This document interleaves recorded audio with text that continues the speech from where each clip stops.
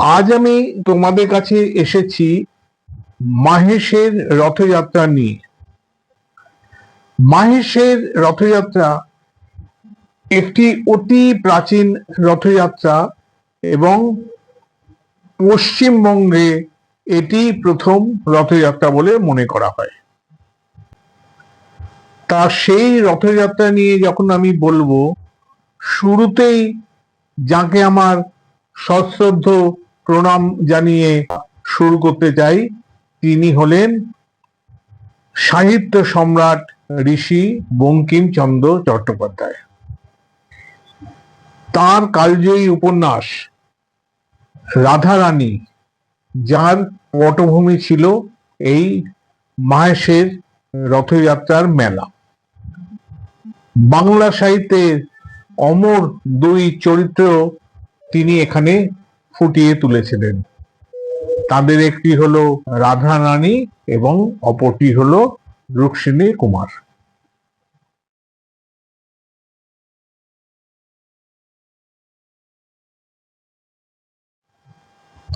নমস্কার বন্ধুরা, আমি অসিত লাহিড়ী। আমার ইউটিউব চ্যানেল দেখবো এবার জগৎটাকে, এখানে তোমাদের সকলকে স্বাগত। আজ আমি তোমাদের কাছে এসেছি রথযাত্রা নিয়ে। এই রথযাত্রাটা হলো মাহেশের রথযাত্রা। এটি হলো পশ্চিমবঙ্গের প্রাচীনতম রথযাত্রা এবং বিশ্বের দ্বিতীয় প্রাচীনতম রথযাত্রা। তাহলে বন্ধুরা, আর দেরি না করে আমরা মূল ভিডিওতে ঢুকে পড়ি, জেনে নিই মাহেশের রথযাত্রার কথা। জয় জগন্নাথ। প্রথমেই বলেছি, আজ আমার উপস্থাপনা মাহেশের রথযাত্রা। তাহলে এবার আসি রথযাত্রার প্রসঙ্গে। পুরীর জগন্নাথ দেবের রথযাত্রা থেকে সূচনা হয় বাংলার রথযাত্রা। নীলাচলে অবস্থানকালে শ্রী চৈতন্য মহাপ্রভু রথযাত্রার প্রতি বিশেষ আকৃষ্ট হয়েছিলেন এবং পরবর্তীকালে তিনি বাংলায় এই উৎসবের ধারা নিয়ে আসেন। কিন্তু তিনি নিজে আর কোনোদিন বাংলায় ফেরেননি। 6 বছর তিনি বৃন্দাবনে অতিক্রান্ত করার পরে জীবনের শেষ 18 বছর তিনি নীলাচল পুরীতেই তিনি তার জীবন অতিবাহিত করেন। তাই তিনি নিজে রথযাত্রার প্রচলন করে যেতে পারেননি। তাই তার ভাবধারায় অনুপ্রাণিত হয়ে বৈষ্ণব ভক্তরা পুরীর অনুকরণে 1396 খ্রিস্টাব্দে শুরু করেন রথযাত্রা এবং সেটি হুগলি জেলার শ্রীরামপুরের মাহেশে। বাংলায় প্রাচীনতম রথযাত্রা হিসেবে এটিকেই ধরা হয়। বর্তমান হিসেব অনুযায়ী 630 বছরের পুরনো এই রথযাত্রা এবং পুরীর পরে বিশ্বের প্রাচীনতম রথযাত্রা। লোকগাথা অনুযায়ী সাধক ধ্রুবানন্দ ব্রহ্মচারী নিজ হাতে প্রভু জগন্নাথ দেবকে ভোগ নিবেদনের উদ্দেশ্যে ব্যাকুল হয়ে পুরী গিয়েছিলেন। কিন্তু মন্দিরের প্রাচীন প্রথা ও নিয়ম রীতি মেনে মন্দিরের দৈতাপতিরা সেই অনুমতি তাকে দেননি। মর্মাহত ও ক্ষুব্ধ হয়ে তিনি পুরীর সমুদ্র তীরে আমরণ অনশনে বসেন। অনশনের তৃতীয় রাত্রে স্বয়ং ভগবান জগন্নাথ তাকে স্বপ্নাদেশে আদেশ দেন যে, ধ্রুবানন্দ, বঙ্গদেশে ফিরে যাও। সেখানে ভাগীরথী নদীর তীরে মহেশ নামেতে এক গ্রাম আছে, সেখানে যাও। আমি সেখানে একটি বিরাট দারুব্রহ্ম পাঠিয়ে দেব। সেই কাঠে বলরাম, সুভদ্রা এবং আমাকে মূর্তি গড়ে পুজো করো। আমি তোমার হাতে ভোগ খাওয়ার জন্য উদগ্রীব। দারুব্রহ্ম কথার অর্থ নিম গাছের গুঁড়ি। প্রভু জগন্নাথের আদেশ পেয়ে সাধক ধ্রুবানন্দ ব্রহ্মচারী অনশন ভঙ্গ করে বাংলায় ফিরে আসেন এবং শ্রীরামপুরের মাহেশে এসে তিনি সাধনা শুরু করেন।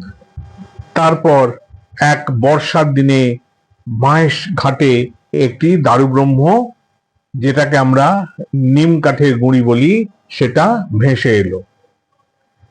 তিনি সেই কাঠ জল থেকে তুলে এনে দেবতার 3টি মূর্তি বানিয়ে মন্দিরে প্রতিষ্ঠা করলেন, যেগুলো পুরীর জগন্নাথ, বলরাম এবং সুভদ্রার অনুকরণেই বানানো হয়েছিল। সেখানে তিনি প্রাত্যহিক পুজো এবং ভোগ নিবেদনের ব্যবস্থা করেন। তারপরেই শুরু হয় মাহেশের রথযাত্রা। ধ্রুবানন্দ ব্রহ্মচারীর মৃত্যুর আগে তার প্রতিষ্ঠিত মন্দিরের দায়িত্বভার তিনি শ্রী চৈতন্যদেবের আদেশে তাঁরই শিষ্য কমলাকার পিপলাইয়ের হাতে সঁপে দিয়ে যান। তিনি ছিলেন চৈতন্যদেবের 12 গোপালের পঞ্চম গোপাল। সন্ন্যাস গ্রহণের পূর্বে তিনি ছিলেন সুন্দরবনের খলিজুলির জমিদারের পুত্র। তিনি ন্যায় ও দর্শন পড়ার জন্য নবদ্বীপে আসেন।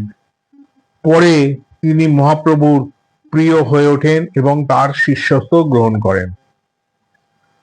ঐতিহাসিকভাবে কমলাকর পিপলাইয়ের বংশধরেরা আজও সেই প্রথা এবং রীতি মেনে মন্দিরে বিগ্রহের সেবা করে আসছেন।